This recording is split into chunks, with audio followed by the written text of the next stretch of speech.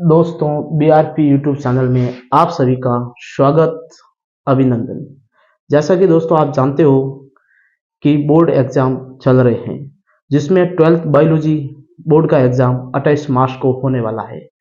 तो दोस्तों, बिल्कुल बोर्ड की ब्लूप्रिंट के अनुसार हम आज 12th बायोलॉजी का मॉडल पेपर लेकर आए हैं और मैं आपको विश्वास दिलाता हूं कि इस मॉडल पेपर में से आपको 40 से 50 प्रश्न हुबहू वहां पेपर में आपको मिलेंगे। तो दोस्तों, इस पेपर को हम हल करेंगे आज। इसे आप पूरा देखिएगा, बने रहिएगा हमारी इस क्लास में। तो शुरू करते हैं आज की क्लास। जीव विज्ञान मॉडल पेपर 2024, जिसमें खंड अ है वो बहुविकल्पी प्रश्न, जिसमें 1 से लेकर 16 प्रश्न होंगे बहुविकल्पी प्रश्न, और प्रत्येक बहुविकल्पी प्रश्न आधे नंबर का होगा। इस प्रकार से 16 प्रश्न अपने 8 नंबर के हो जाएंगे। बेटा, कितने नंबर के हो जाएंगे? 8 नंबर के हो जाएंगे। तो हम शुरुआत करते हैं अपने पहले बहुविकल्पी प्रश्न से। पहला अपना बहुविकल्पी प्रश्न है कि आवृतबीजी पादपों का भ्रूण कोष होता है। आवृतबीजी पादप होते हैं जिन्हें हम पुष्पीय पादप या एंजियोस्पर्म के नाम से भी जानते हैं।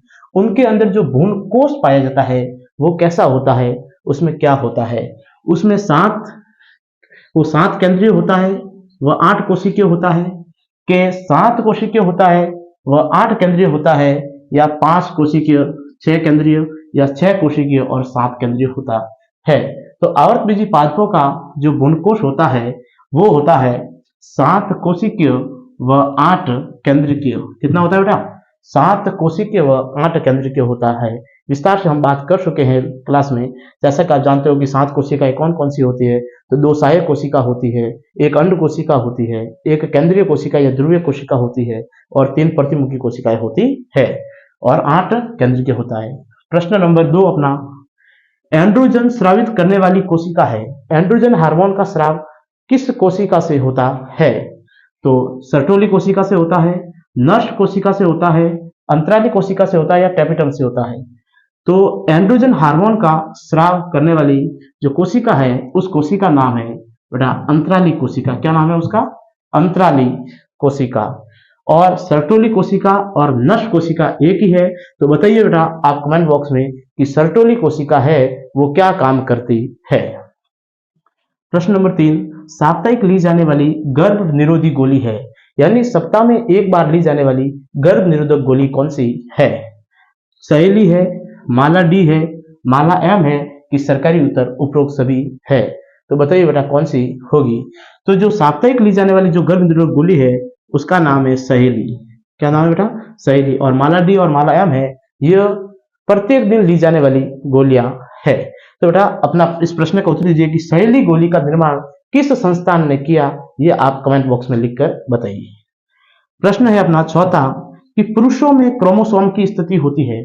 पुरुष होते हैं, नर होते हैं, नर के अंदर गुणसूत्रों की स्थिति किस प्रकार से होती है कि 44 plus XO, 44 plus XX, 44 plus XY या 44 प्लस XZ किस स्थिति में होती है? पूछा किसकी बेटा? पुरुषों की पूछा है। तो पुरुषों के अंदर जो स्थिति होती है वो होती है 44 प्लस XY, यानी इसके अंदर जो लिंग गुणसूत्र होता है वो X होता है एक और एक Y होता है, जबकि मादा में 44 प्लस XX होता है। अगला प्रश्न है, आणविक कैसी या रासायनिक चाकू के नाम से किस एंजाइम को जाना जाता है? तो वो कौन सा एंजाइम जिसे आणविक कैसी या रासायनिक कैसी बेटा कहते हैं? तो लाइगेज एंजाइम, प्रतिबंधन एंजाइम, पॉलीमरेज एंजाइम या काइटिनेज एंजाइम। तो जो आणविक कैसी के नाम से जिस एंजाइम को जाना जाता है उसका नाम है बेटा प्रतिबंधन एंजाइम। क्या नाम है? प्रतिबंधन एंजाइम। अगला प्रश्न, मानव से संबंधित जीवाश्म सर्वाधिक प्राप्त हुए हैं। मानव से संबंधित जीवाश्म है वो सर्वाधिक किस महाद्वीप से प्राप्त हुए हैं? एशिया, अमेरिका, अफ्रीका या यूरोप से। तो जिस महाद्वीप से प्राप्त हुए हैं उस महाद्वीप का नाम है बेटा अफ्रीका महाद्वीप। कौन सा महाद्वीप है? अफ्रीका महाद्वीप। और आप बताइए कि विश्व का सबसे बड़ा महाद्वीप कौन सा है? इसका उत्तर कमेंट बॉक्स में आप बताइएगा।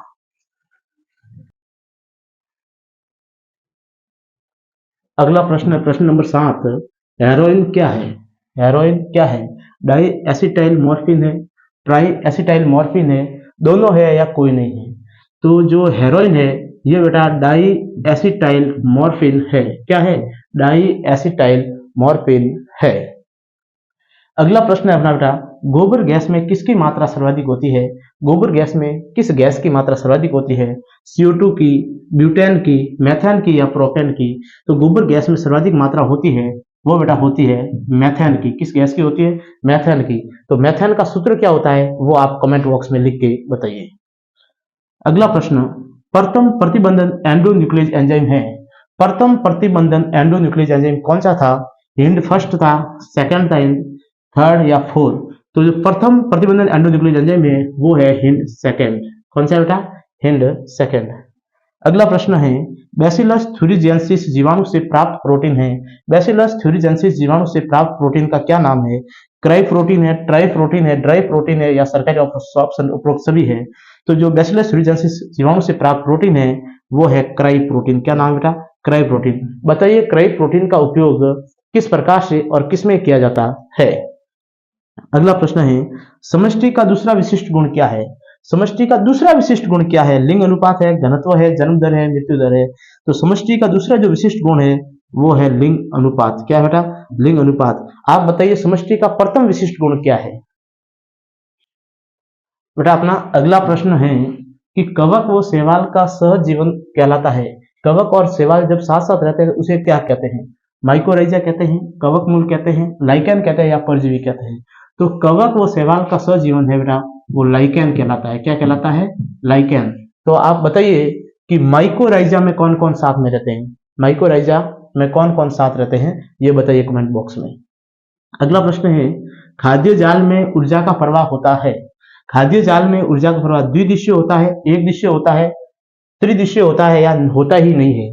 तो खाद्य जाल के अंदर ऊर्जा का प्रवाह बेटा हमेशा एक दिशीय होता है। हाँ, पथ अलग अलग हो सकते हैं परंतु दिशा एक ही रहती है। बताइए ऊर्जा का 10% का नियम किसने दिया था?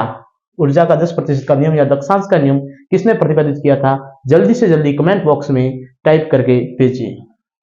अगला प्रश्न है, द्वितीयक उत्पादक हैं मांसाहारी, शाकाहारी, उत्पादक या अपघटक? जो द्वितीयक उत्पादक की भूमिका निभाते हैं खाद्य श्रृंखला में वो क्या कहलाते हैं? मांसाहारी कहलाते हैं, शाकाहारी, उत्पादक या अपघटक?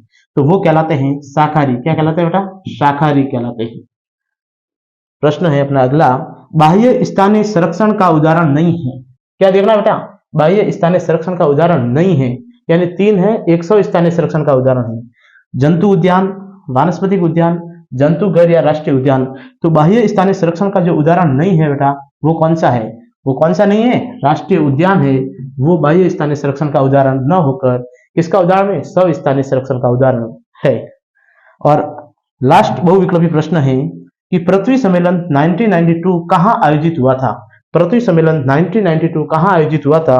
भारत, ब्रिटेन, ब्राजील या अमेरिका में? तो पृथ्वी सम्मेलन 1992 में जो आयोजित हुआ था वो ब्राजील में हुआ था। कहां हुआ था बेटा?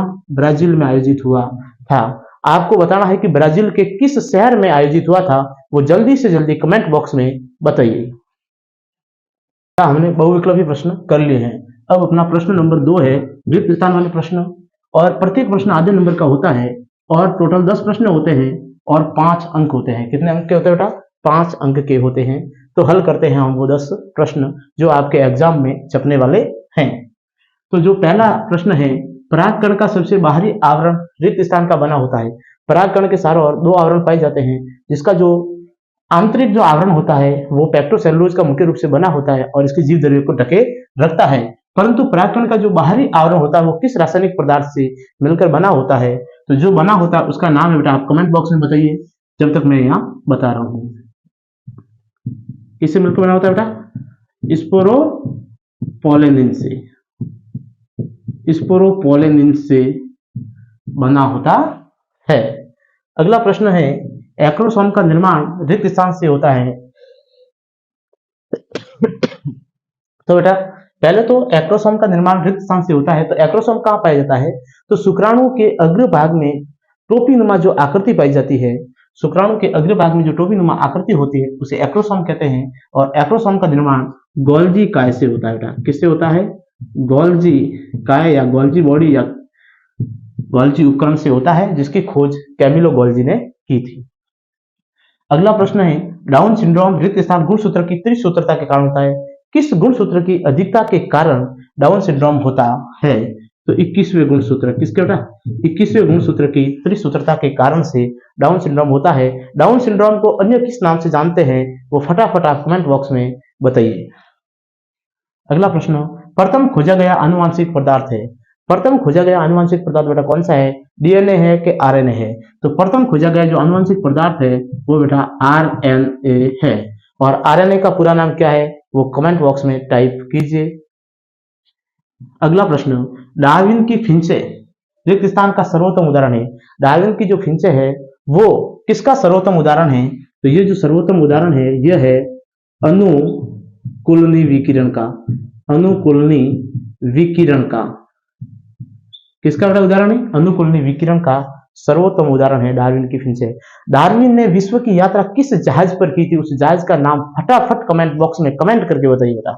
देखते हैं पहले कौन बताता है। अगला प्रश्न, हाथी पांव रोग रिक्त स्थान कर्मी से होता है। हाथी पांव रोग किस कर्मी से होता है, तो उस कर्मी का नाम है बेटा फाइलेरियाई। फाइलेरियाई कर्मी से होता है। किस कर्मी से होता है बेटा, फाइलेरियाई कर्मी से होता है। अगला प्रश्न, इथेनॉल के औद्योगिक स्तर पर उत्पादन के लिए रिक्त स्थान का प्रयोग किया जाता है। इथेनॉल बनाने के लिए किसका उपयोग किया जाता है, तो जिस कवक का उपयोग किया जाता है उसका नाम क्या बेटा, ईस्ट। और इसका आप दूसरा नाम फटाफट कमेंट बॉक्स में टाइप करें, जस्ट का। अगला प्रश्न है, वाहक डीएनए व विदेशी डीएनए फॉरेन डीएनए खंड को रिक्त स्थान जोड़ने का कार्य करता है। यानी वाहक डीएनए और विदेशी डीएनए को जोड़ने का कार्य करने वाले एंजाइम का नाम बताइए। बताओ फटाफट बेटा, कौन सा एंजाइम है, वो है लाइगेज एंजाइम। कौन सा एंजाइम बेटा, लाइगेज एंजाइम। बताइए विदेशी डीएनए किसे कहते हैं बेटा, विदेशी डीएनए किसे कहते हैं, और मुख्य रूप से ज्यादा वाहक के रूप में किस डीएनए का उपयोग किया जाता है, उसका फटाफट आंसर आप दीजिए कमेंट बॉक्स में। अगला प्रश्न, गोल्डन राइस में विटामिन रिक्त स्थान की मात्रा भरपूर होती है। मैंने प्रश्न पूछा था गोल्डन राइस खाने से कौन सी बीमारी दूर होती है, तो उसमें कौन सी विटामिन होती है पहले तो बताओ। ए होती है, बी होती है, सी होती है, डी होती है, कौन सी होती है, कि ई होती है। तो गोल्डन राइस के अंदर विटामिन ए होती है बेटा। कौन सी होती है, ए। और विटामिन ए की कमी से कौन सा रोग होता है, रतौंधी। तो विटामिन ए, तो गोल्डन राइस खाओगे तो विटामिन ए मिलेगी, और विटामिन ए मिलेगी तो आपकी आंखें तेज हो जाएगी, जिससे रतौंधी रोग क्या हो जाएगा, दूर हो जाएगा। अगला प्रश्न, अमेजन जंगल को रिक्त स्थान कहते हैं। अमेजन के जंगल को क्या कहते हैं बेटा, तो अमेजन के जंगल को पृथ्वी के हरे फेफड़े कहते हैं। यानी पृथ्वी के फेफड़े कहते हैं। पृथ्वी के बेटा क्या कहते हैं, फेफड़े। पृथ्वी के फेफड़े कहते हैं। बताइए बेटा ये पृथ्वी के फेफड़े हैं, यानी अमेजन के जंगल किस महाद्वीप में स्थित है। फटाफट कमेंट बॉक्स में फटाफट टाइप कीजिए, हाथों हाथ बताइए। अगला बेटा अपना प्रश्न है प्रश्न नंबर 3, अति लघुत्तरात्मक प्रश्न।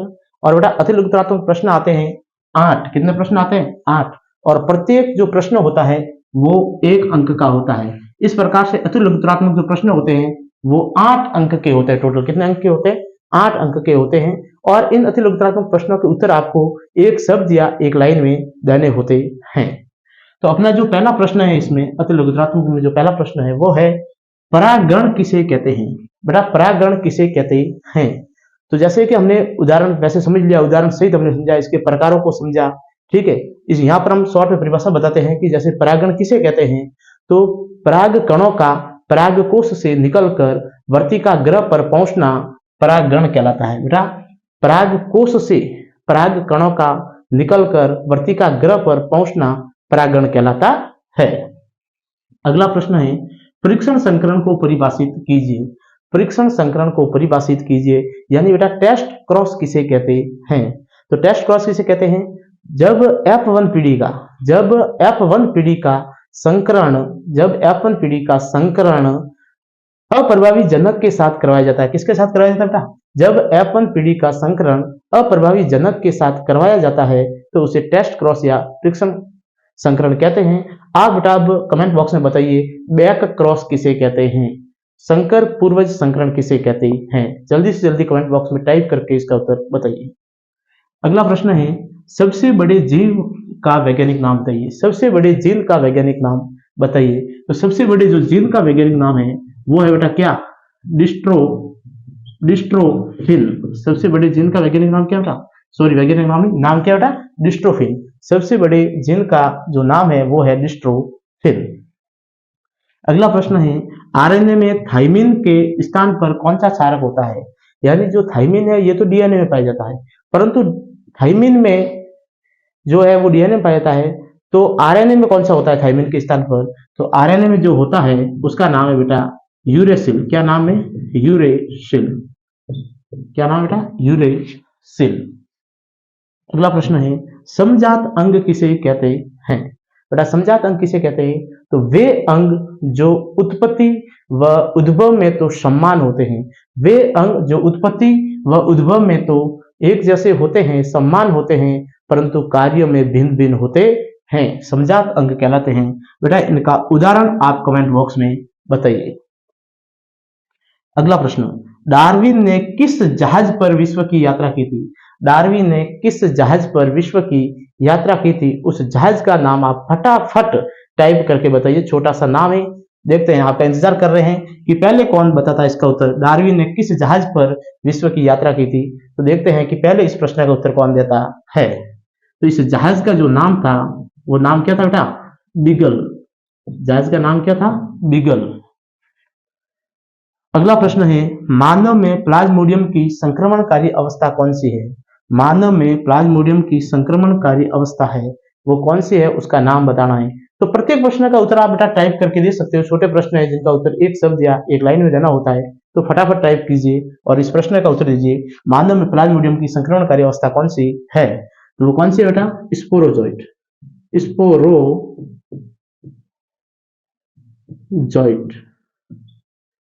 स्पोरोजोइट। स्पोरोजोइट है। और अगला प्रश्न है बीओडी का पूरा नाम बताइए। बीओडी का पूरा नाम बताइए। तो बीओडी का पूरा नाम क्या हो जाएगा बेटा?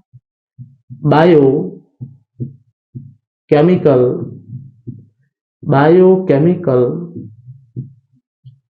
Oxygen, biochemical oxygen demand. Biochemical oxygen demand. BOD का पूरा नाम क्या है बेटा? Biochemical oxygen demand.